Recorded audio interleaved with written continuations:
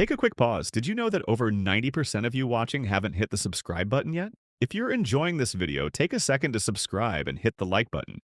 It helps us bring you more gripping stories every day. Also, we'd love to know where you're watching from. Drop your city in the comments so we can see how far our stories are reaching. Your support really keeps us going. Now, let's jump back into the video. It was a Saturday morning, the kind of day that should have felt perfect, but it didn't. The sky was clear, the air fresh, and the house, for the most part, was peaceful. My coffee was brewing in the kitchen, filling the room with a familiar aroma. But there was an unease in the pit of my stomach, an unfamiliar discomfort that had been there for days, lurking beneath the surface. I was Ethan, a man of routine. I had a good life. I had a career I worked hard for, a beautiful wife, Rachel, and a home that I had put my heart and soul into. Rachel and I had been married for nearly 5 years. We had met in college, and our relationship had blossomed into something I thought would last forever. But in the past few months, I'd started noticing subtle changes in her behavior. It wasn't anything overt at first. No dramatic arguments, no sudden distance. It was the little things. The way she'd stop responding to my texts as quickly as she used to, the way she'd retreat to her phone for hours at a time, or the way her smile didn't seem to reach her eyes anymore. I tried to tell myself I was just being paranoid. Relationships change, right? People grow. But deep down, I couldn't shake the feeling that something was off. I heard the soft sound of footsteps behind me. I turned to find Rachel walking into the kitchen, still in her pajamas, her hair tousled from sleep. She looked beautiful as she always did, but there was a certain emptiness in her expression that hadn't been there before. "Morning," she said, her voice a little flat. I gave her a smile. "Morning, coffee's ready." She nodded but didn't make a move toward the kitchen counter where the coffee pot was brewing. Instead, she grabbed her phone from the table and sat down on the couch in the next room, staring at the screen. I tried to shrug off the growing tension between us. "Got any plans today?" I asked, trying to fill the silence. She glanced at me quickly before returning her attention to the phone. "I'm not sure. I was thinking of maybe going out for a bit later, but nothing's set in stone." It wasn't like her to be so vague, and that made me nervous. Rachel had always been the one to plan our weekends, our days together. This uncertainty felt wrong. I sat at the kitchen table, my mind racing. Was it just me, or was there a distinct distance between us now? Something I couldn't explain, but could feel. I thought about the last few weeks, the way she'd become more distant, how I'd found myself alone more often, even when she was right there beside me. And the worst part was, I didn't know why. It wasn't until later that day, when I had a moment to think it over, that I realized just how much had been left unsaid. There was something in the way Rachel looked at me lately, a coldness I hadn't seen before. I wanted to believe it was nothing, that I was just imagining things, but I knew better. I had to know the truth. As the day wore on, I found myself walking past Rachel's phone, still lying on the counter. My curiosity got the best of me, and for a split second, I considered checking it. It wasn't that I didn't trust her. I did. But something in me told me there was more to the story, something I wasn't being told. I didn't do it, not then. But the temptation lingered in my mind, and as much as I tried to shake it off, I couldn't. The thought of betrayal, of lies hidden beneath the surface, gnawed at me. Was I really just being paranoid? Or was there something more I didn't know? That night, after Rachel had gone to bed, I found myself unable to sleep. My mind raced with thoughts I couldn't control. I got up, walked into the living room, and sat down at my desk. The computer screen flickered to life, and for some reason, I opened up our shared photo album on the computer. Pictures of us on vacations, family gatherings, old birthday parties. A lifetime of memories, good ones, happy ones. But as I scrolled through the pictures, my eyes landed on one photo in particular. It was from our last vacation, a trip to the beach. We were smiling, holding hands, looking at the ocean together. I remembered that day. Rachel had been radiant, carefree. But as I stared at the picture, a thought crossed my mind. Was that the last time we had truly been happy? I closed the laptop, but the questions in my mind didn't stop. Something had changed, and I needed to figure out what.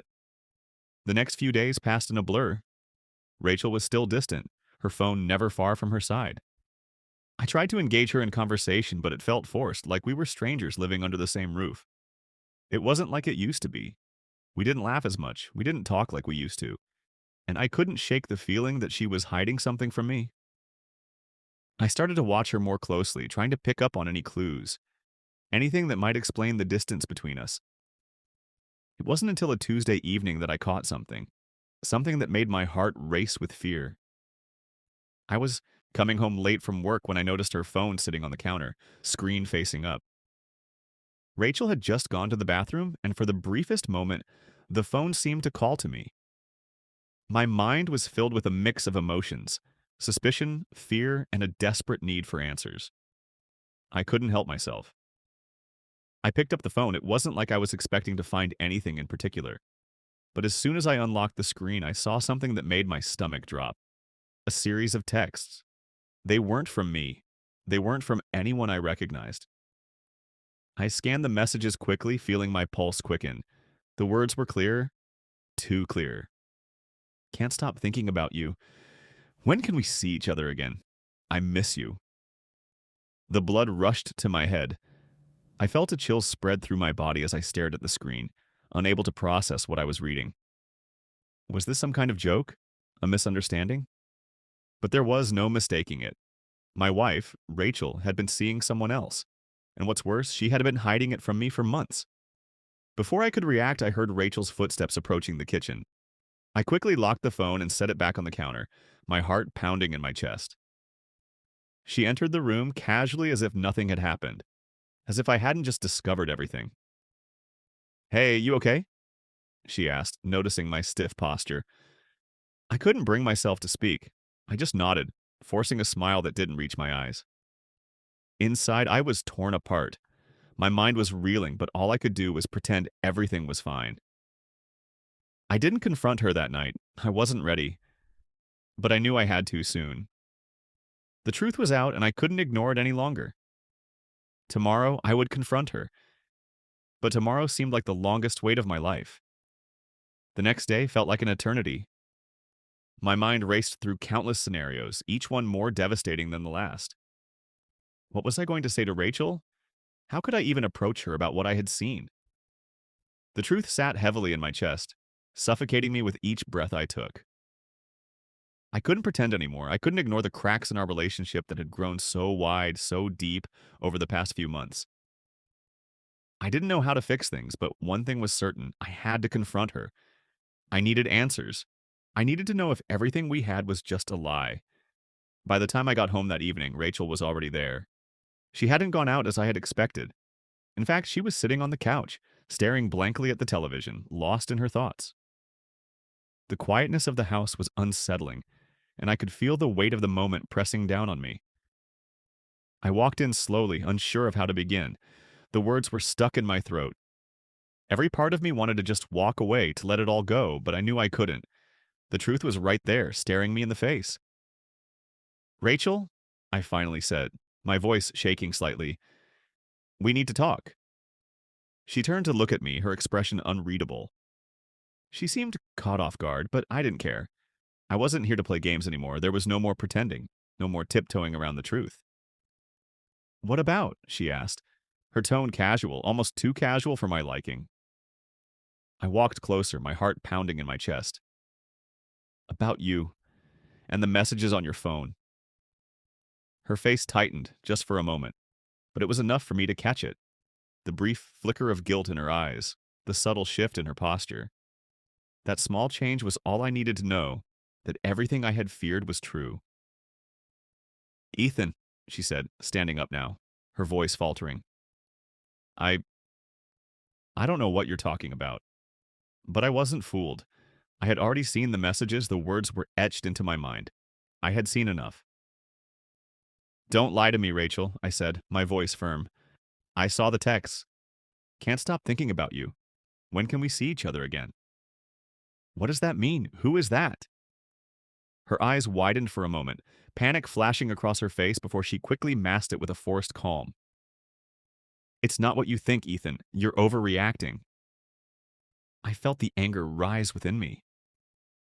Overreacting? How could I possibly be overreacting when I had seen the evidence with my own eyes? The betrayal was staring me in the face, and she was still trying to deny it. Don't do that, I said, my voice steady but edged with a quiet fury. Don't try to make this my fault. I saw the damn texts, Rachel. I'm not blind. So, tell me, who is he? Who are you seeing behind my back? She faltered, her gaze dropping to the floor. She opened her mouth to say something, but the words seemed stuck in her throat. For a moment, I almost thought she wasn't going to say anything at all, that she was going to keep lying and trying to avoid the truth. But then she spoke. It's not like that, she began, her voice softer now. It's just that things have been difficult, Ethan. I've felt so alone these past few months. Alone? The word hit me like a punch to the gut. Was that her excuse?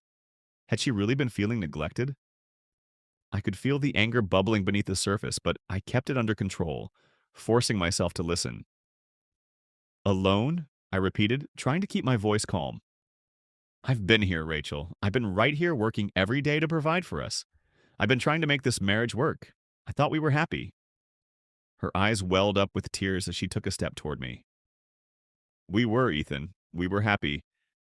But things changed. I changed. I couldn't help it. My chest tightened as I tried to process her words. So it was true. She was admitting it. I wasn't imagining things. But there was something else there, too. A sense of guilt in her voice, something that made me wonder if she was truly remorseful. Or was she just trying to make me feel sorry for her? I wanted to shout, to let her know how much she had hurt me, how much her betrayal had shattered everything I believed in. But something stopped me. Maybe it was the shock, or maybe it was the years we had spent together. Whatever it was, I couldn't bring myself to explode just yet. Who is he, Rachel? I asked again, my voice barely a whisper. She hesitated for a long moment, and I could see the struggle in her eyes. Finally, she spoke. His name is Michael. He's someone I met at work. We connected, and things just happened. Michael. The name echoed in my mind like a curse. Another man. Another life she had been living without me. I tried to hold myself together, but it was like I was slowly unraveling inside. How had I not seen this? How had I missed all the signs? I never meant for it to get this far, Ethan, she continued, her voice shaking now. I'm sorry. I never wanted to hurt you. The apology felt empty. It didn't fix anything. It didn't undo the betrayal. It didn't change the fact that she had gone behind my back, that she had sought comfort in someone else. I took a step back, my hands shaking at my sides. Sorry? You think that's enough? Do you think that's going to fix everything? You've been lying to me for months, Rachel. She reached out for me, but I pulled away. I couldn't touch her right now. I couldn't even look at her without feeling disgusted. I need some space, I said, my voice barely audible. I can't do this right now. I turned and walked toward the door. Rachel's voice called out after me, but I didn't stop. I couldn't. As I stepped outside, the cool night air hit me, but it did nothing to calm the storm raging inside me. My entire world felt like it was crashing down. I had been living a lie, and now all I had were questions with no answers. I didn't know where I was going. I didn't know what to do next. All I knew was that I couldn't stay there, not in that house, not in that life, with that woman who had betrayed me. I needed to figure out who I was now, who I was without her, without the life we had built together. The next few days were a blur. I spent most of them walking around in a haze, my thoughts constantly returning to the conversation Rachel and I had. The weight of her betrayal hung over me like a dark cloud. Every time I tried to think clearly, I was reminded of the man she had been seeing, the lies she had told, and the shattered trust between us. I didn't know what to feel anymore. Anger, sadness, confusion, all of it mixed together, and I found myself lost in the storm of emotions. Rachel tried to reach out to me multiple times after that night, but I couldn't bring myself to talk to her. I needed space. I needed time to figure out what I wanted, what I could even salvage from this broken marriage. It wasn't just the affair that hurt. It was the realization that everything I thought I knew about my life, about Rachel, was a lie. How long had she been seeing Michael? How long had she felt like she couldn't talk to me? Had I failed her somehow? Had I not been enough? Questions swirled in my head, but none of them had answers. On the third day, Rachel came home early. I could hear the sound of the door opening and the soft clink of her keys as she set them on the table. She hesitated, sensing that I was still here. Ethan, her voice broke through the silence of the apartment. Can we talk? I didn't respond right away. Instead, I stood in the kitchen, staring at the mug I had been holding for what seemed like hours. My hand was shaking, but I clenched it into a fist, trying to steady myself. When I finally turned around to face her, I saw the same mix of regret and fear in her eyes. But there was something else, too. Something I hadn't seen before. She was vulnerable in a way I hadn't expected. "I'm sorry," she said quietly, her voice soft. "I know saying that doesn't fix anything, but I need you to know that I never wanted to hurt you." I met her gaze, and for a moment I saw the woman I had loved so deeply, the woman I thought I knew so well. But it didn't change the fact that she had chosen someone else. She had made her decision, and now it was my turn to decide what to do with mine.